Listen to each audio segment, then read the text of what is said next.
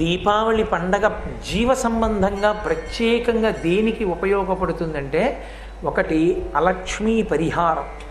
దరిద్రంతో బాధపడుతున్న వాళ్ళు, కలిసి రాని వాళ్ళు, దుఃఖిస్తున్న వాళ్ళు దీపావళి పండగ నాడు సక్రమంగా కానీ ఆచరణ చేస్తే లక్ష్మీదేవి అనుగ్రహం కలుగుతుంది, అలక్ష్మి వెళ్ళిపోతుంది ఇంట్లోంచి. దరిద్రంతో బాధపడుతున్న వాళ్ళని, వాళ్ళ పాపాన్ని తీసేసి లక్ష్మీ కటాక్షాన్ని కల్పించడం కోసం వచ్చింది దీపావళి తిథి. రెండవది, మనం ఈశ్వరుడు ఎలా బ్రతకద్దని చెప్పాడో అలాంటి పనులు ప్రతిరోజు చాలా చేస్తుంటాం. ఈశ్వరుడు ఎలా బ్రతకమన్నాడో ఆ పనులు తక్కువ చేస్తాం. అప్పుడు అవన్నీ పాపములే కదా. ఇప్పుడు కనీసం ఈశ్వర నిజమే, నేను సూర్యోదయంకి ముందు లేవాలి, లేవట్లేదు. అసలు సంధ్య వేళ పడుకోకూడదు, పడుకుంటున్నాను. ఇంట్లో దీపం పెట్టకుండా ఇల్లు తాళం వేయకూడదు, ఎక్కడికి వెళ్ళకూడదు, ఊళ్ళు వెళ్ళిపోతున్నాను తాళం పెట్టి. ఈశ్వరుడికి నైవేద్యం లేదు. ఇవన్నీ దోషాలే కావా? ఇవన్నీ దోషాలే. మరి ఈ దోషాలన్నీ ఎలా పోతాయి? జీవుడికి పాపం పడిపోలే ఖాతాలో. అది పోగొట్టుకోవడానికి, అందుకే నరక భయాన్నించి దూరం చేస్తుంది అన్నారు దీపావళి తిథి. ఈ పాపం నుంచి విముక్తం చేస్తుంది. అంటే ప్రతి ఏడాది తప్పులు చేసేసి దీపావళి చేయమని కాదు, సాధ్యమైనంత తగ్గిస్తూ మన చేతిలో లేక జరిగిపోయింది అనుకున్న దానికి కనీసంలో కనీసం దీపావళి పండగ జాగ్రత్తగా చేసుకో. కాబట్టి దీపావళి పండగ నాడు ఏమవుతుంది అని అడిగారు. ఈ రెండూ జరగాలి అంటే తైలే లక్ష్మీ జలే గంగా దీపావళి తిథౌ వసేత్ అలక్ష్మీ పరిహారార్థం తైలాభ్యంగో విధీయతే అని. తైలే లక్ష్మీ, ఆ ఒక్కరోజు నూనెలోకి లక్ష్మీదేవి ప్రవేశిస్తుంది. నూనెలో లక్ష్మి ఉండదు అసలు, కానీ ఆ ఒక్క తిథి నాడు నువ్వుల నూనెలోనికి లక్ష్మీదేవి ప్రవేశిస్తుంది. అందుకే దీపావళి తిథి నాడు దీపం పెట్టడము అంటే ప్రదోష వేళ దాటిపోయిన తర్వాత పెట్టిన దీపం కాదు. ఇంకా ఒక జాము తెల్లవారడానికి ఉంది అనగా, అంటే తెల్లవారుజామున 4-4:30 మధ్యలో లేచి మీరు అలా దీపం పెడితే మీరు ఆ ప్రమిదలో పోసినటువంటి నూనె యందు లక్ష్మీదేవి ప్రవేశిస్తుంది. తైలే లక్ష్మీ.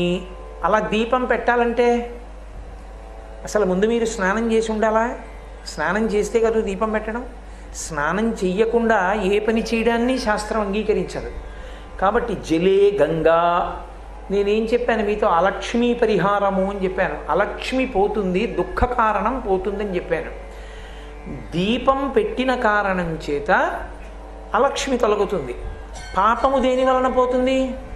గంగా స్నానం చేత పోతుంది. అయితే అందరం గంగా స్నానం చేయగలమా? ప్రతిరోజు చెయ్యలేము. కానీ పరమేశ్వరుడు మినహాయింపునిచ్చాడు. ఎక్కడ ఏ తటాకము కానీ నుయ్యి కానీ నీరు ఉంటే చాలు, నీరు ఉన్న ప్రతి చోట గంగ ప్రవేశిస్తుంది ఆ రోజు. ఎప్పుడు? ఒక్క జామునందు మాత్రమే, తెల్లవారుజామున ఒక్కసారి.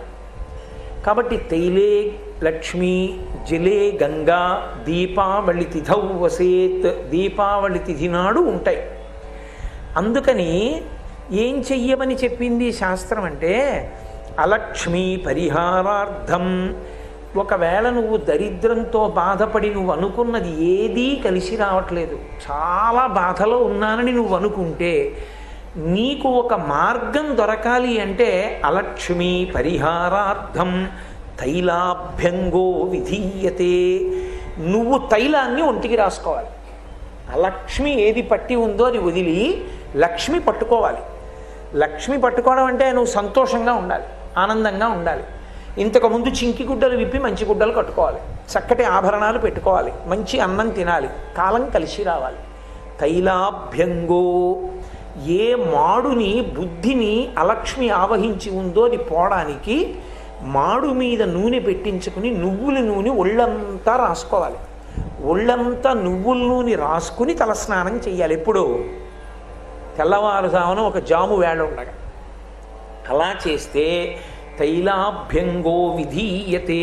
అలా దీపావళి పండగ నాడు స్నానం చేసి దీపం ఎవరు పెడతారో అలాంటి వాళ్ళందరికీ కూడా ఒకటి పాప పరిహారము, గంగా స్నానం చేశాడు అని ఫలితం వేసేస్తారు. దక్షిణాయన పుణ్యకాలంలో కాశీ వెళ్లకుండా గంగా స్నానం సంకల్ప సహితంగా చెయ్య. బ్రహ్మార్పణమస్తు.